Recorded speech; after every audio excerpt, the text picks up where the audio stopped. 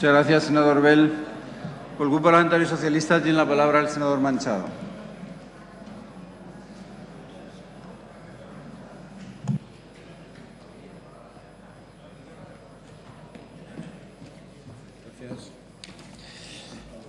Bueno, señorías, en primer lugar, y para que luego no se me pase con aquello de que se acaba el tiempo, agradecer a los grupos que han manifestado el apoyo a la moción y agradecer al senador Mariscal el esfuerzo de haber planteado una enmienda que, repito, yo también estoy de acuerdo con el señor Bell, complementa nuestro texto. Incluso la hubiera complementado la que el señor Bell podía haber presentado y no ha presentado, pero que en cualquier caso sí que creo que hubiera mejorado también el texto.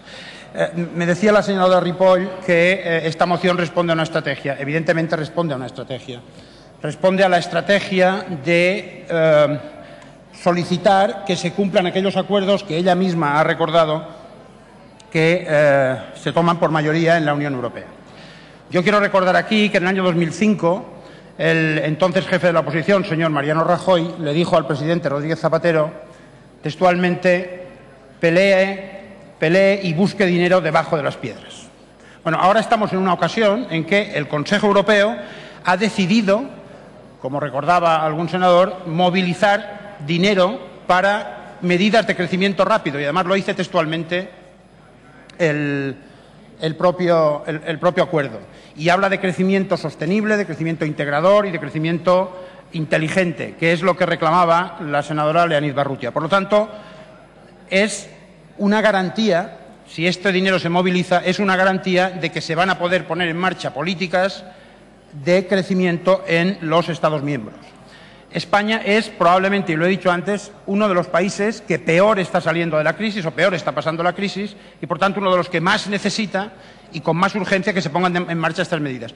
Y la moción yo entiendo que es absolutamente perentoria porque lo que hace es pedirle al Gobierno que exija el cumplimiento de aquello que los jefes de Estado y de Gobierno han decidido, incluido el señor Rajoy, en junio en Bruselas. Por lo tanto, no vale que después la señora Merkel saliera después poniendo pegas, porque las pegas habría que ponerlas antes. En cualquier caso, el Gobierno debería ser muy riguroso hacia afuera, y esa es la primera parte de nuestra moción.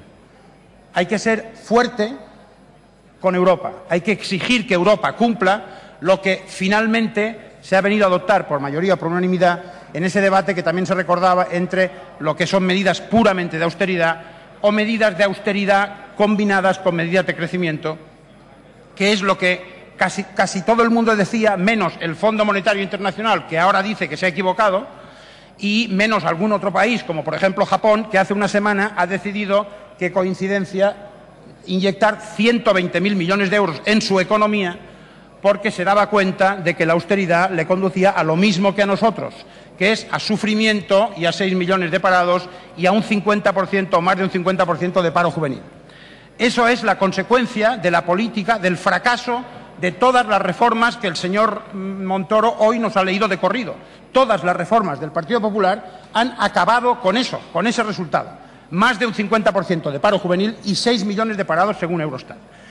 Porque todas esas reformas partían de dos premisas. Una, y entro en la segunda parte de nuestra moción. Una, como tenemos mayoría absoluta en las cámaras, tenemos la razón absoluta. Y ese es un error. La mayoría absoluta la tiene el Partido Popular y la tiene el señor Rajoy, pero no tiene la razón absoluta. E intentar aplicar solamente lo que él opina es un error, porque las medidas de austeridad eran erróneas y todo el mundo lo está diciendo después de discutirlo mucho, pero además porque el método es incorrecto. Cuando uno intenta imponer las cosas, le pasa lo que le está pasando a este Gobierno, que es incapaz de controlar nada. La marea verde de los profesores, la marea blanca de los médicos, los jueces, los abogados, los científicos, los funcionarios, 2 huelgas generales en un año. Eso es la demostración de que así no se puede gobernar. Y esa es la segunda parte de nuestra moción. La segunda parte de nuestra moción entiende que es lógico que tenga que seguir habiendo medidas de consolidación fiscal, afortunadamente cada vez menos, pero incluso serían medidas de consolidación fiscal una nueva política fiscal, y lo que pedimos es que eso se pacte con los interlocutores sociales y, evidentemente, con el resto de fuerzas políticas, si fuera posible. Y ese es el doble aspecto de nuestra moción, que evidentemente responde a una estrategia, la estrategia de una gobernanza de acuerdo, de consenso y de pacto, y de una apuesta por salir de la crisis, como la mayoría de expertos dicen y la mayoría de países dicen, porque ya lo han dicho todos los de la Unión Europea en ese Consejo, de apostar por el crecimiento. Lo único que hacemos es exigirle al Gobierno, pedirle al Gobierno, ni siquiera le exigimos al Gobierno, le pedimos al Gobierno en la moción que exija ante Europa el cumplimiento de esos acuerdos. Se trata, por lo tanto, de hacer lo contrario que lo que está haciendo el Gobierno. El Gobierno hasta ahora está haciendo... señoría. Termino inmediatamente. El Gobierno hasta ahora está siendo débil frente a Europa y fuerte frente a los ciudadanos españoles y españolas a los que se está haciendo sufrir. Que haga lo contrario. El Gobierno debería hacer lo contrario. Ponerse fuerte frente a Europa y ser flexible de cara al interior para intentar provocar algo menos de sufrimiento y generar algo más de empleo. Muchas gracias.